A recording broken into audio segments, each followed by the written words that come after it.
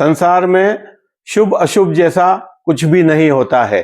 प्रकृति बिना शुभ अशुभ देखे निर्बाध रूप से अपना काम करती है। सूर्य रोज उगता है, चंद्रमा भी उगता है, अस्त होता है, तारे टिमटिमाते हैं, हवा चलती है, धूप निकलती है। जब प्रकृति अपना काम निर्बाध रूप से करती है, वह शुभ अशुभ नहीं देखती है, तो फिर शुभ अशुभ क्या होता है? भगवान राम का राज्याभिषेक भी शुभ मुहूर्त देख के किया गया था और भगवान राम का विवाह भी शुभ मुहूर्त देख के किया गया था, किंतु न तो भगवान राम का राज्याभिषेक सफल रहा और न ही उनका वैवाहिक जीवन। उन्हें राज्य को छोड़कर वन को जाना पड़ा और अंत में सीता का भी परित्याग करना पड़ा। अतः शुभ अशुभ कुछ नहीं होता है। इस बात को लेकर भरत जी ने गुरु मुनि वशिष्ठ से पूछा कि हे मुनिवर, जब सभी कार्य शुभ मुहूर्त देखकर किया गया था, तो फिर इस प्रकार राम के साथ इस प्रकार की घटना क्यों घटित हुई? उन्हें क्यों इतना संताप झेलना पड़ा?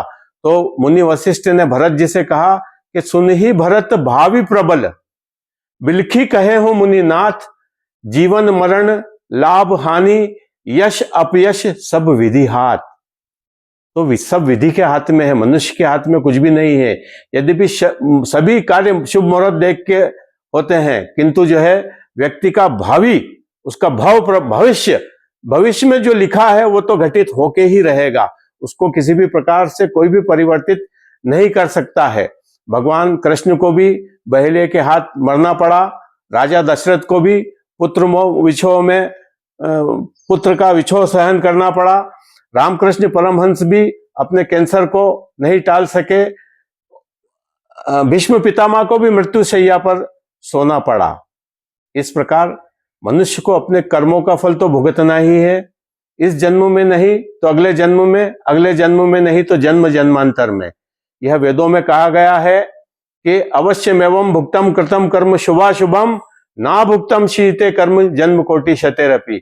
मनुष्य को अपनों कर्मों का फल तो भुगतना ही है, इस जन्म में नहीं तो अगले जन्म में, अगले जन्म में नहीं तो जन्म जन्मांतर में।